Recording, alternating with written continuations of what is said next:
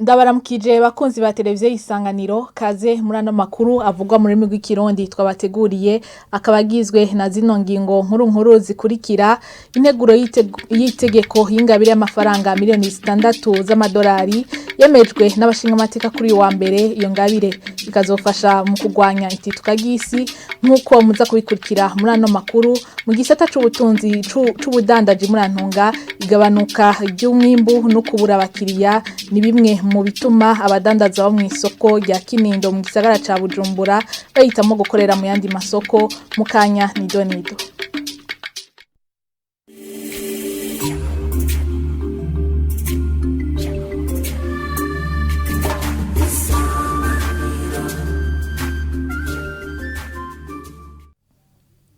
Ndasuye kubaha ikaze muri ano makuru abashinga amateka bemeje kuri uyu wa mbere integuro y'itegeko y'ingabire y'amafaranga miliyoni 6 z'amadolari iyo ngabire ikazotangwa n'ishirahamwe mpuzamakungu ry'iterambere IDA umushikiranganje ajejwe ibidukikije uburimyi n'ubworozi ari nawe yasiguriye abashinga amateka iyo nteguro yavuze ko umugambi uzofasha mu bijanye no gutorera umuti ikibazo c'itituka gisi ni nkuru tubaza abagenzi bacu Obaniyo nkuru na Desire nkuru nziza. Iyo mfashanyo yemejwe ni inyongera ku yindi mfashanyo yatanzwe mu mwaka wa 2018. Iyo ya mbere ni iyi miliyoni 30 z'amadolari y'abanyamerika yaje gufasha mu gusubiza isi akanovera no gukingira ibidukikije.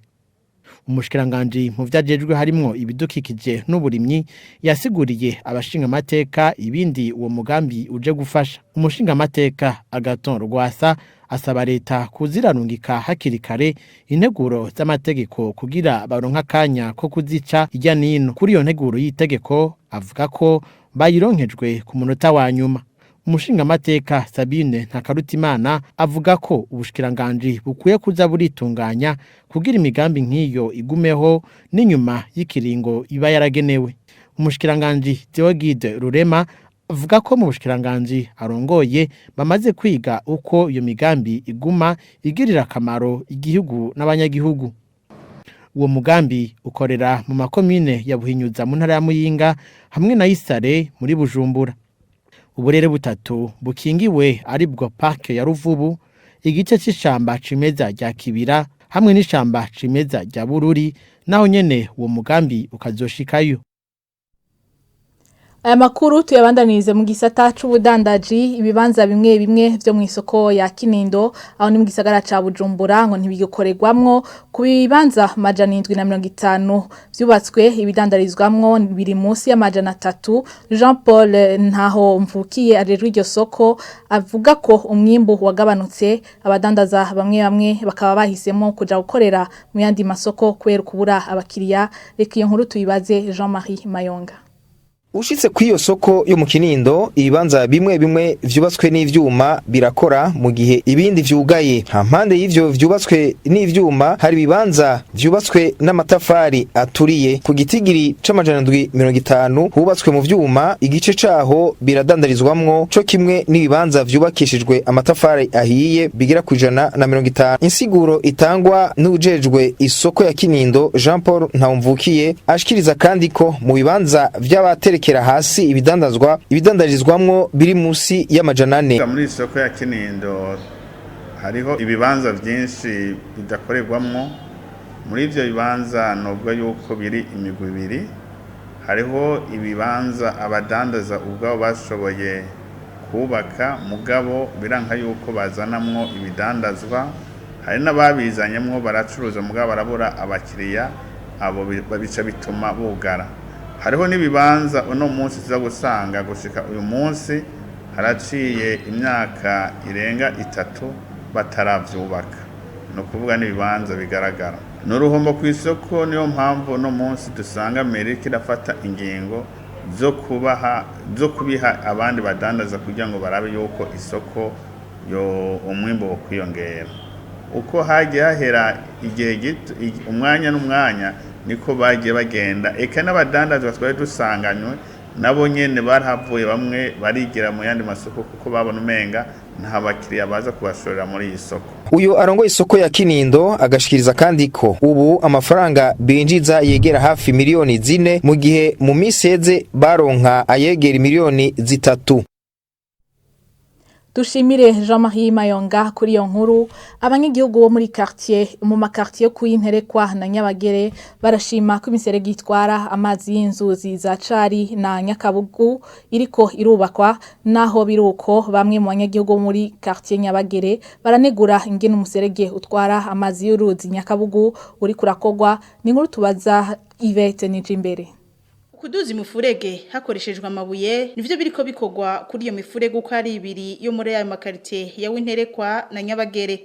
Abanyagihugu baba hafi y'ahaciye mifurege bariruhutsa ko bagiye kuruhuka amazi yahora abatwarira babo n'ivyabo. Twumva tunezerewe cyane kweri kuko amazi yaratugeramiye cyane, turakengurutse kuvyizirikira dukorera cyane, badukijije imyuzurire yahora idutwara je nko mu nzu umwuzuro uheruka, abana babaroba bariko baratwagwa. Ku ruhande rw'ahahurira izo nzuzi uko ari zibiri, bamwe mu banyagihugu babona ko umufurege uri kurakogwa uherereye muri quartier Nyabagere utari kukogwa neza kuko amazi ashobora kuzura kabatwara. Hariho umuferege umwe bubatse ariko wabaye mugufi kuko haca amazi menshi kandi wegereye n'amazu kandi ni mugufi, boraba bakaraba namba bawuduza bagakorega ibi bishoboka bakadukingira nyene bikwiye. Ibikorwa bikorera ko ngaha twabyakiriye neza, nuko bimwe ariko batadutunganirije ariko bakora ibintu menga nibo bahawe. Ukuntu bariko barubaka imiferege hamwe bubatse neza twarabishimye, ahandi naho ico kibazo ndacyumvise n'ubu nyene bahashikiriye bariko barahubaka. Abariko bakora iyo mifurege barabahumuriza bakavuga ko ivyigwa vyakozwe neza. Ivyo bikorwa vyo kwagura iyo mifurege bikaba vyatanguye mu ntango z'ukwezi kwa gatandatu mwaka wa 2021 bikaba biriko bikorwa n'ikigo Buha. Reka dukwitire hakurya y'amazi aho mu gihugu ca Afghanistan umuji wa Kabul wafashwe n'umugwi w'abatalibane mu masaha make aheze, nkuko tubikesha ikinyamakuru TV5 Monde. Wahoze ari president Ashraf Ghani akaba yahungiye mu mahanga amenyesheje ko abatalibane batsinze. Ni nkuru mwatorokanijwe na mugenzi wacu Khaisa Liliane Inamahoro. Ukurira indege yari yo yose ibonetse nibwo buryo buriko burakoreshwa n'abanya-Afghanistani mu guhunga. Ikibuga c'indege ca Kabul ari naco conyene abantu bashobora gusohokeramwo cavogerewe n'isinzi ry'abantu babuzayo bacira nayo bamira bavuye mu mihinga itandukanye. Abasoda b'abanyamerika bagerageje kubashwiragiza mu kurasa mu kirere barananigwa. No kumabarabara makuru agana ku kibuga c'indege urutsibagane rw'imiduga myinshi yabuze inzira niko gwibonekeza aho banyene imiduga bayita bakagenda n'amaguru n'imiryango yabo.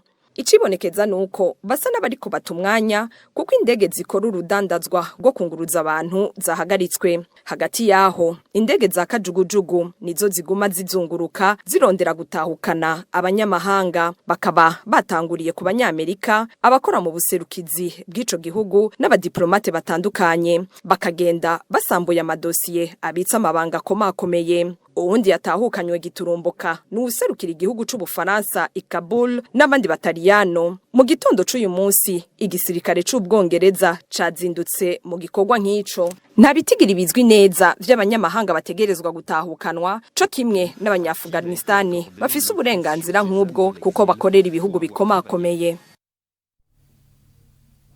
Nino ngaha duciye dusozera amakuru twari twabateguriye. Mwakoze kubana natwe, mugira ijoro ryiza aho muherereye.